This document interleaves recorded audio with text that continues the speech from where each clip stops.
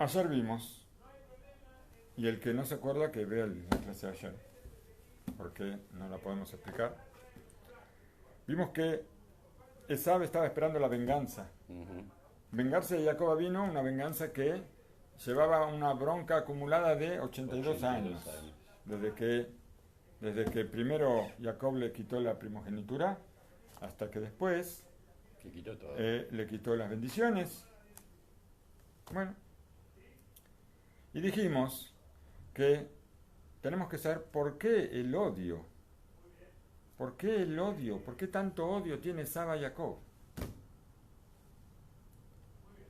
Dice, el odio de Esav a Jacob surge de que le sacó las bendiciones.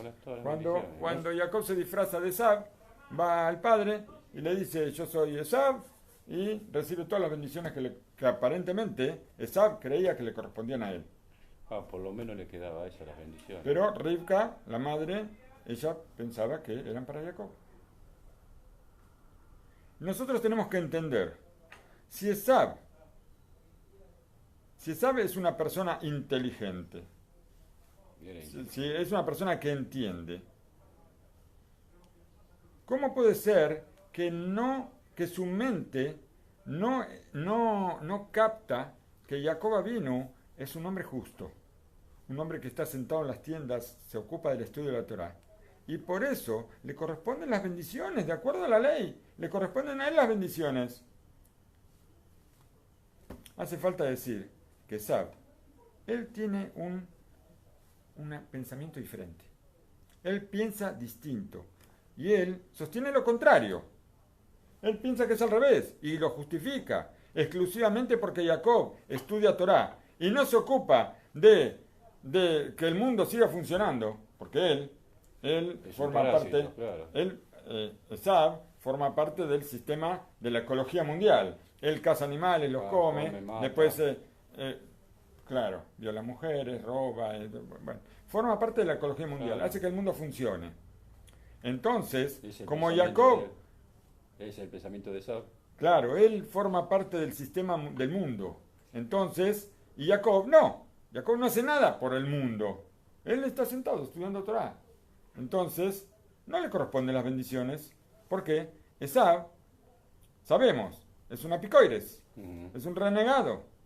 Y él, como él decía, ¿qué finalidad tiene para nosotros o para el mundo los estudiosos de Torah? ¿Para qué sirven? ¿Para qué? Y él se fortalecía en su pensamiento que Jacob perdía el tiempo sentado, ocupándose de la Torah y sirviendo a Hashem. Todo esto era perder el tiempo, nada más. ¿Por qué? Porque,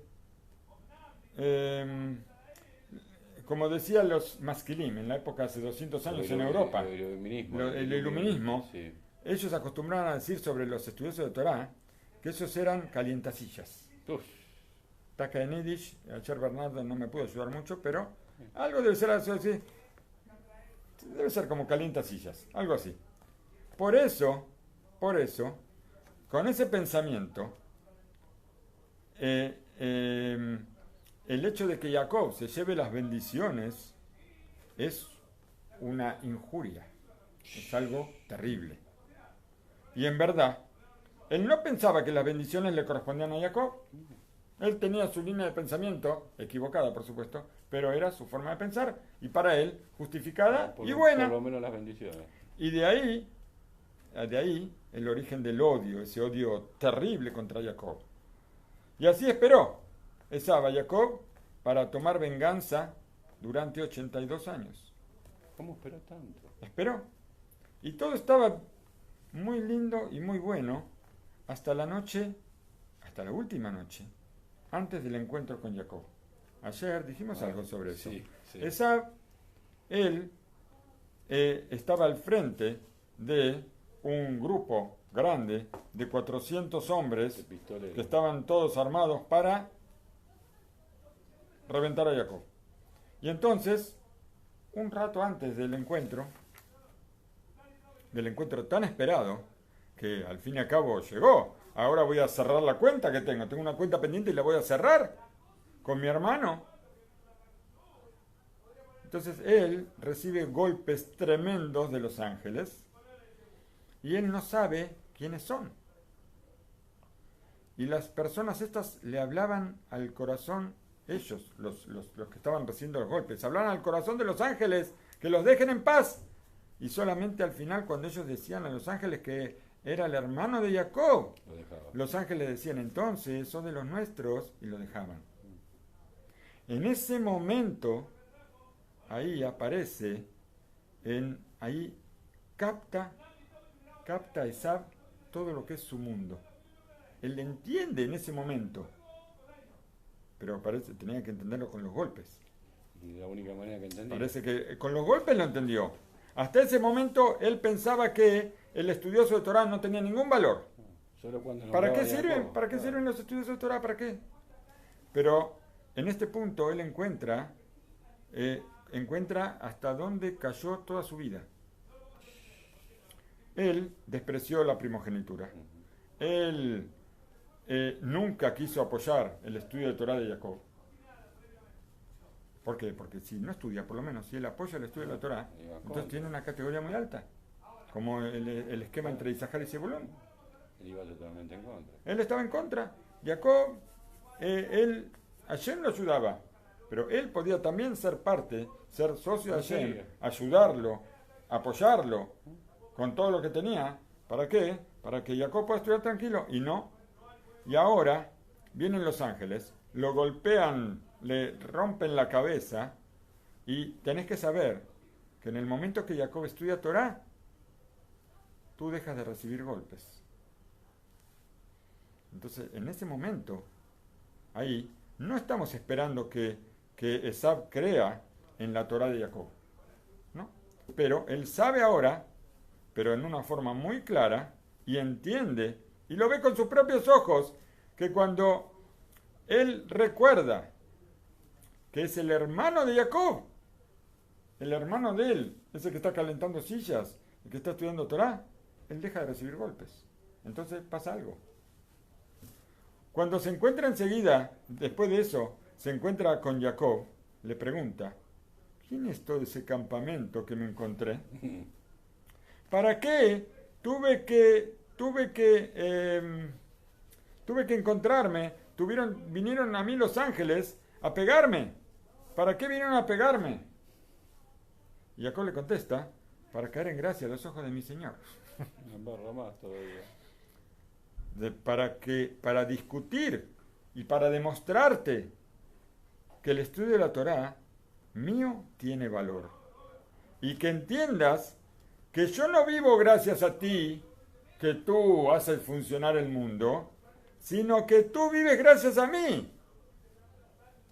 Si Esav entiende esto, entonces todo el odio desaparece. El corazón de él se ablanda con Jacob y lo tiene que perdonar por haberle quitado las bendiciones. La forma que Hashem buscó para hacerle entender a Esav la importancia de la Torah, dice Rav Shlomo Levinstein Shlita, recuerda un relato de un hombre que está está frente a la cajera del banco, Sí. y le pide sacar del banco $20,000 de su cuenta. La cajera maneja los números de la computadora y ve que este hombre tiene una cuenta, tiene la cuenta en rojo. Opa. Con $200,000 abajo Opa. y quiere $20,000 Todavía más. 20.000 más. Entonces le dice, mi señor, no, usted no puede sacar $20,000 porque no los tiene. La cuenta está en descubierto. Ni $20. $200,000 abajo. Dice, pero yo quiero, dice el hombre. Querer poder, querer todo lo Pero que no es quieras. posible, le dice la mujer. Pero yo necesito. ¿Y qué podemos hacer? La mujer trata de explicarle una y otra vez, pero este hombre no entiende. No quiere entender. Mientras tanto, hay un turno de gente que están esperando atrás y la cajera que ella está tratando de darle consejos al hombre, llama al gerente del banco para solucionar el problema. El gerente saca la hoja de la cuenta del hombre Resumen de cuenta. y le muestra los números y le explica que no puede sacar más dinero. Pero él con lo suyo, pero yo quiero plata. 20 personas ya estaban paradas detrás, Opa. con no mucho, Paciencia. Ninguna paciencia. ninguna sonrisa en los rostros. Ujú.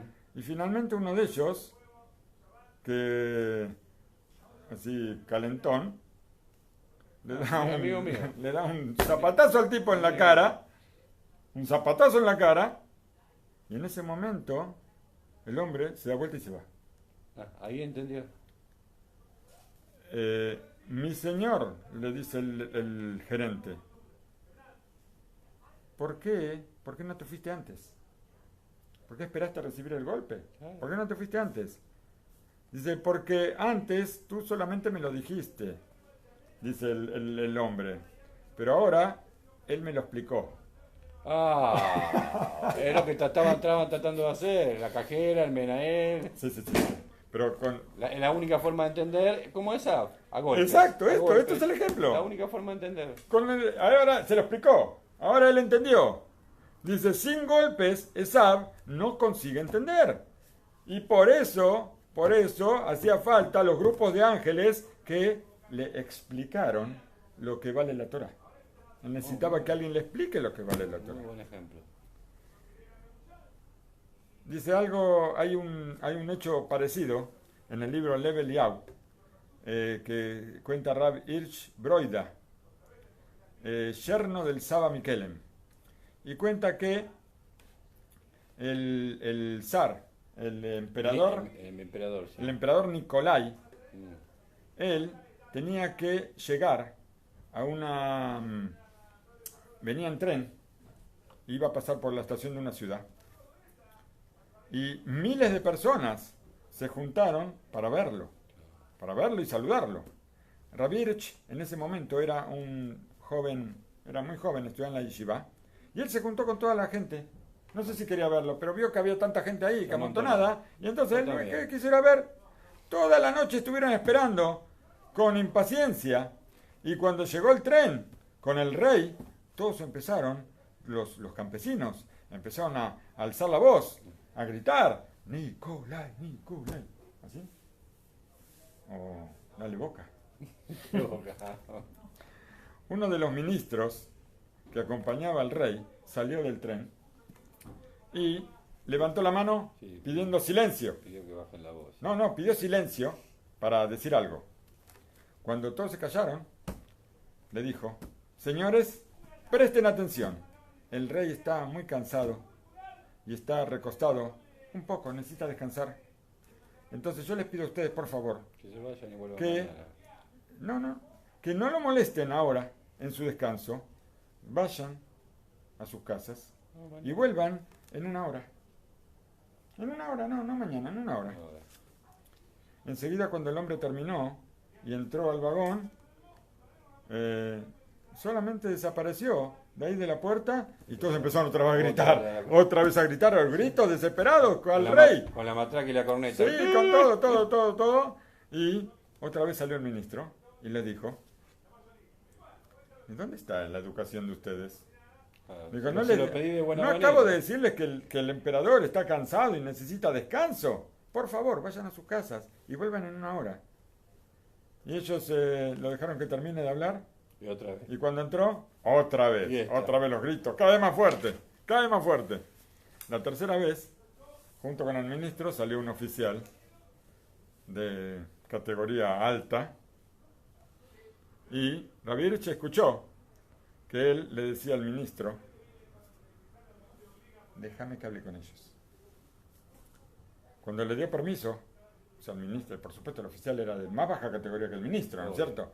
Pero cuando le dio permiso, el oficial, Sacó la doma. con voz a los gritos, dijo, ¡perros!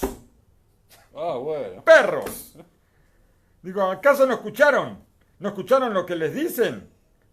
Dice, si ustedes no se van ahora, yo empiezo a disparar y los que están más cerca van a morir. Dice, no terminó de hablar y todos empezaron a desaparecer. A desaparecer todos rápido y en poco tiempo no quedó nadie en el vagón. Nadie. En el andén del tren, en la estación.